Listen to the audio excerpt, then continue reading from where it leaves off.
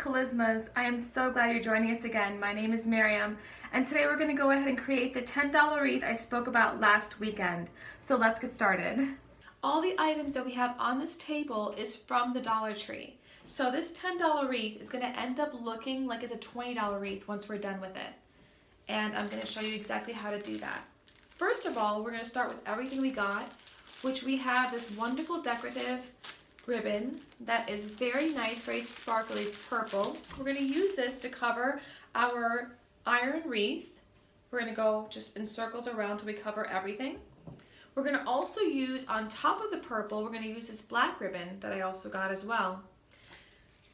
We are going to also finish off the wreath when the time comes with this beautiful looking intricate ribbon that I got, which is amazing. If you could see all the leaves that are on there. So with that, we have a fantastic looking, really cute spider with those little wiggly eyes. We have a group of 4 skeletons that we're going to go ahead and use on there as well. And remember to go ahead and keep these wires, the plastic wires in the back here. You can always recycle them, and let me go ahead and tell you with that. If you want to use them for another decorating, idea you have, or to go ahead and close up, a bag of bread that you have or your kid's lunch, you can use it so they're recyclable. So don't throw this away. This is also, if you want to use this or not, this is a mirror with a skeleton in the middle here that we also got from the Dollar Tree. I'm going to think about putting this in the middle of the wreath. That is optional. You can do that if you want to. If you don't, you don't have to. We also have here some beautiful roses, some black roses, some purple roses, a very deep purple. And also with the purple roses, you can see here these very beautiful looking spiders that are just, nestled inside there. So we're going to use these flowers as well. We have our glue stick. We have our scissors. So let's get started. Now we're going to go ahead and put this purple ribbon around the wreath, the metal wreath, and just keep going around. Make it as tight but also nice and thick as well at the same time. So not too thick and not too small, just in the middle. Now you can see the wreath has been covered in the purple ribbon. We're going to start now with the black ribbon. What we're also going to do is make sure that right back here you have like a little opening to where the iron wreath is, so you can go ahead and put a little ribbon there and hang it on the door. So we have that there. Now we start with the black ribbon.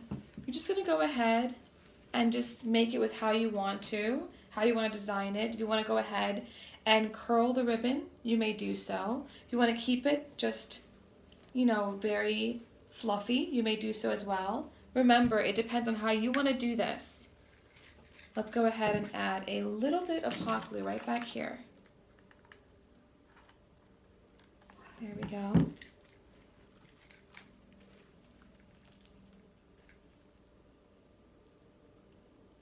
Press that down. That way make sure that it holds on there.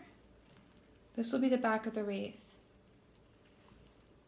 Once the skeletons are off, we're going to go ahead and place them onto the wreath. Make sure to go ahead and get the string off the skeleton. You don't want the string to be here, but go ahead and save it. You never know if you could use that as well. So we're going to go ahead and get our glue gun and start placing them all around the wreath, wherever you want to have them. You could have them sitting on the side, holding onto the wreath. It depends on what you want. Skeletons on the wreath. That looks adorable. I'm going to go ahead and put the little spider with the googly eyes right here in the middle. I think I want to do that. If you want to go ahead, you could also put the mirror right here in the middle to make it a skeleton-like kind of wreath. You could do that as well. You could take your spider, put it to the side. Remember, what do I always say? Think outside the box. So I am really thinking about going ahead and doing it with a spider. Just because I really love the eyes on this spider.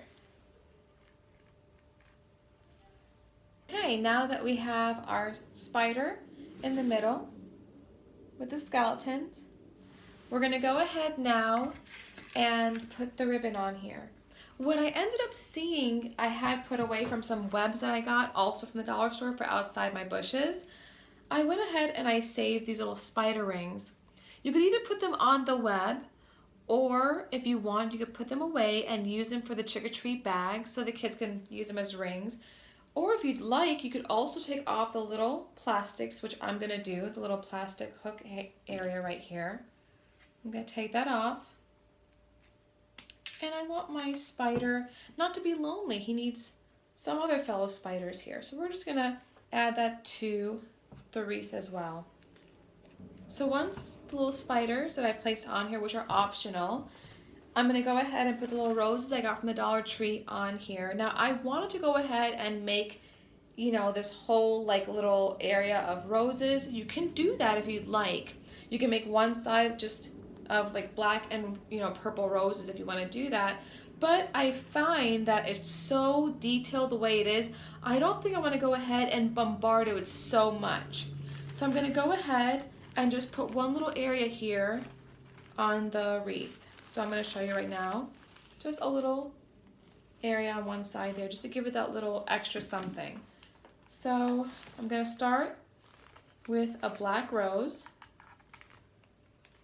Place that down there very gently. I ended up using 6 roses from the little bunch that I had. So that little area there has its own little detail. So that's what it looks like right now. And we're going to go ahead and finish this off with the ribbon, the orange ribbon. So whatever bunch of roses you still have left, either use it, you know, for something else, for a spooky vase or a little basket you're going to create, or if there's just no reason for them right now, put them away and we'll use them next year. Remember, put them away and recycle them for the following year for other decoration ideas. The reason why I want to go ahead and end off with the orange ribbon, because it gives it that little bit of like other color there. It has because right now we have the purple and black theme right now for this Halloween wreath. But if you want to go ahead and just splash a little bit of just a lighter color on there, orange is the best way to go. Not only is it a part of the harvest season, but also it works for Halloween as well. So once we go ahead and finish off with the ribbon, all you're going to need is a little bit of the ribbon there. You have your finished product of a very beautiful, creepy, and spooky looking wreath. Little extra rope that we had left over. We're going to create a little knot just like that. Put that right through there. Press it down as tight as you can. That way you still have your little hole right here in the middle. Okay. Take off the access there, and there we go.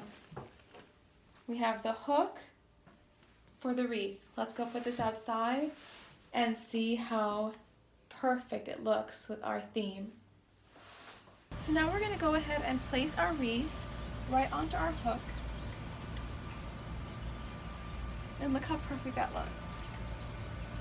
You have something fun and exciting to go ahead and greet all the trick-or-treaters once they come knocking on your door. That really is a spooky yet classy addition to your door front. I've had a wonderful time here creating this $10 wreath with all of you.